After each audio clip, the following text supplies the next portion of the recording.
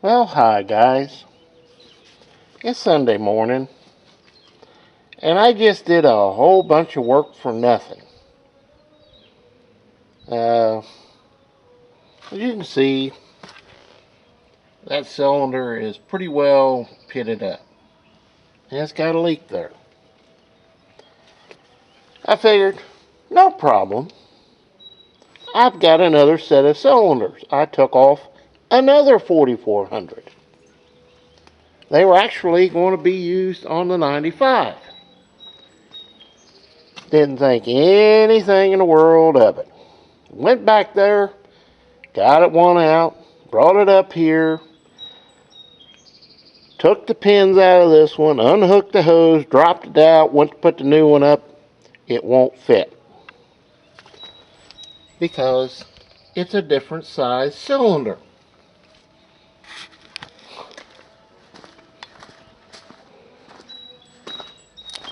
Now, I hadn't thought about it.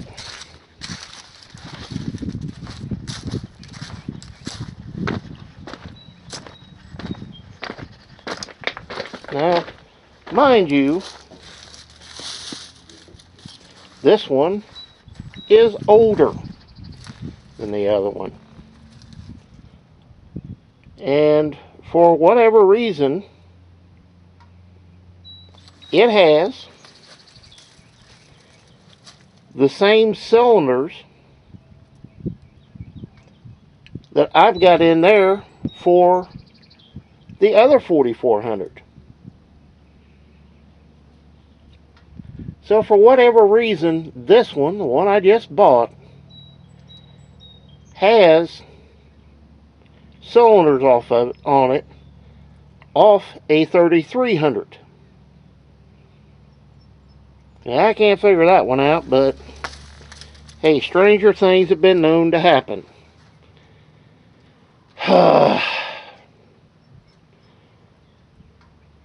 So, in order to use the two real good cylinders I now have, I'm going to have to pull this off this combine, which means I've got to take this head off and everything else in order to get it off. Oh, this is going to be a lot of fun.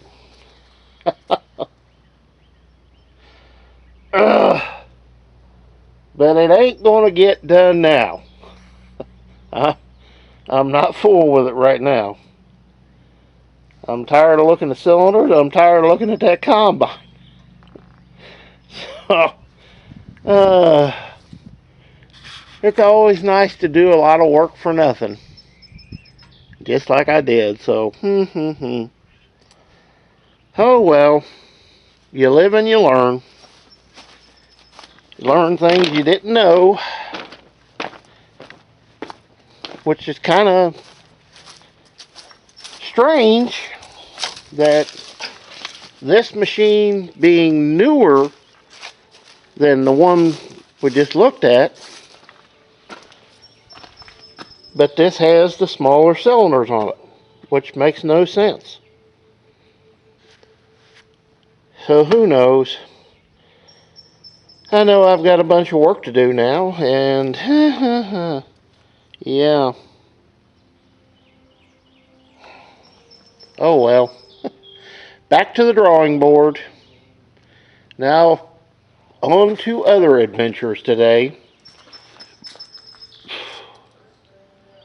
It is funny to me that it really is that those cylinders would be different between these machines. So evidently they must have made a mistake on some of these brackets for that spring assist, and rather than chuck them, they just put the smaller cylinders on it and sold them that way. The only thing I can think of makes any sense. Well, hi guys.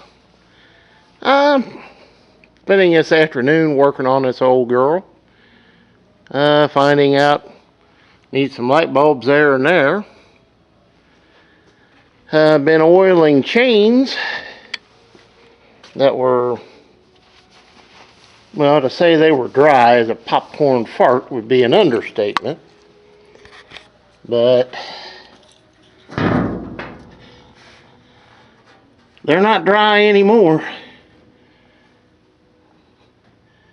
And they've been lubed up with some good lube. So I'm not going to have to worry about those. Going over a lot of little things. Kind of cleaned the inside of the cab a little bit. Washed the windows. Checking these. And I thought, I know this bearing's bad. I thought it looked funny. And I took it apart and found this. A taper bearing in a regular flange bearing like this. So tomorrow I'll go down to McHenry's and acquire a bearing to fit this, which is a 3/4 bolt, and fit this and put a new bearing in up there. I can honestly say that's the first time I have ever in my life seen anybody put a taper bearing in a place like that. I knew it was, you know, you seen it. You can see it like this. You know, sticking up there, and you, well, I don't know, and take it apart and find it's a taper bearing. I thought that was funny. By the looks of it, it ain't been in there all that long. But I still got plenty to do on this. There are chains. This one's not bad, but I'll lube it up once I get it running. There's some, where is it?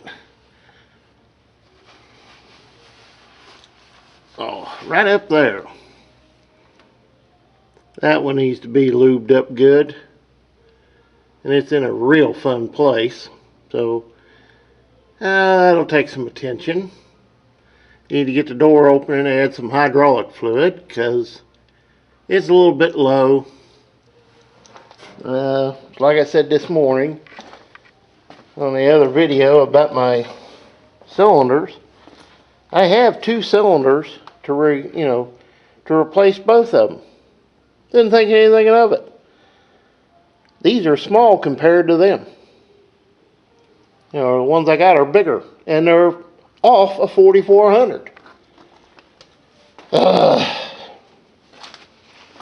And the worst thing is, this has that spring assist under it there. Let me see it better from this side, maybe. No. It's the same thing I got laying right here off this 95. However, it takes this one, takes those smaller diameter cylinders to fit it. So I then looked on the other 4400 outside. It's got the bigger cylinders on it. So if I want that to work and replace a leaking cylinder, I'm going to have to pull the header and feeder house apart on that machine outside to get that spring assist to go under this one so I can replace those cylinders. Fun.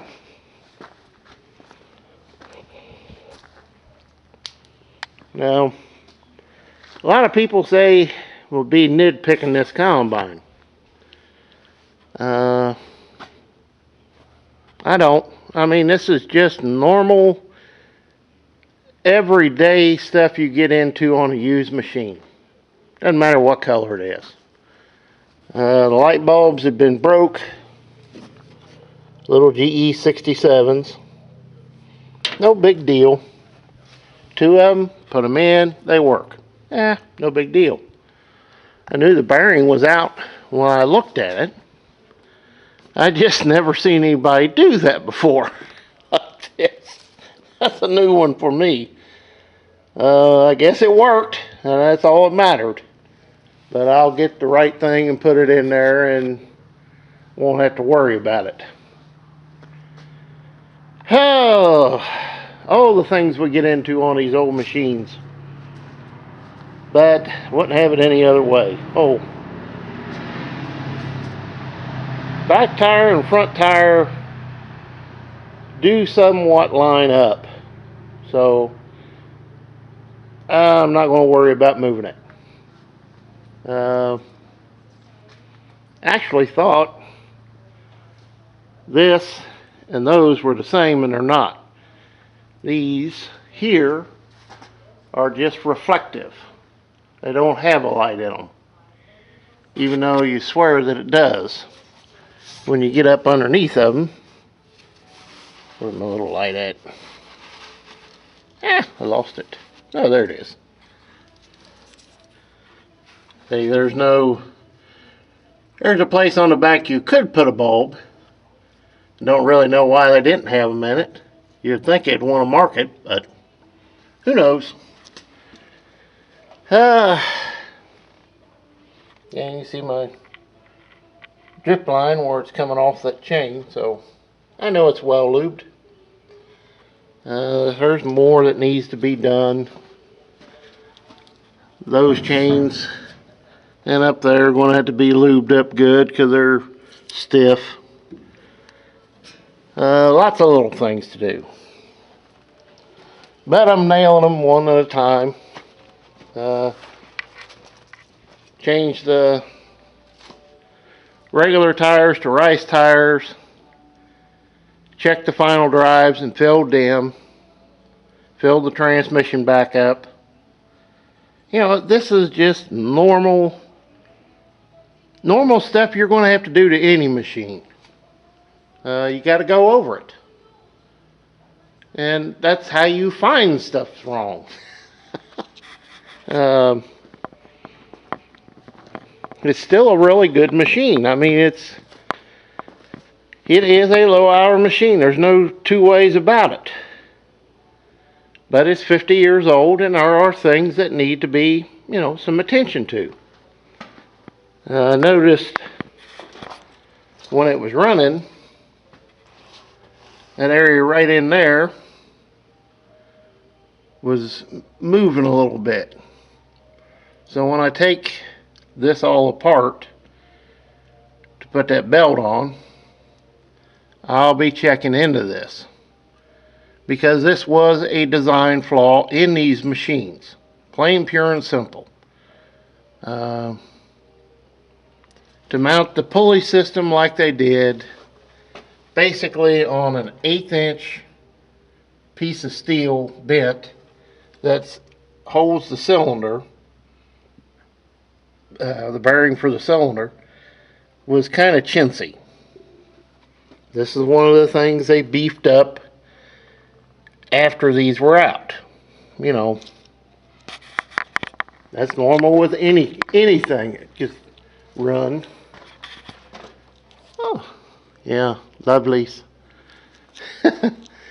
I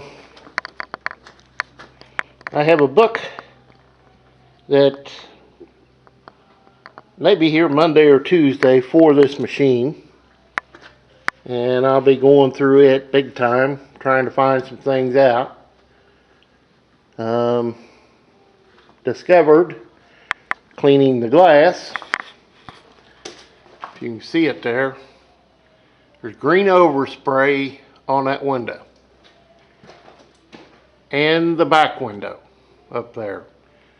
So I got to find something to take that off that doesn't involve a razor blade. Yeah, but it's about 3 o'clock, 3:30. I'm going to call it a day. Make a little parts run in the morning for a bearing. That's no big deal. Couple light bulbs.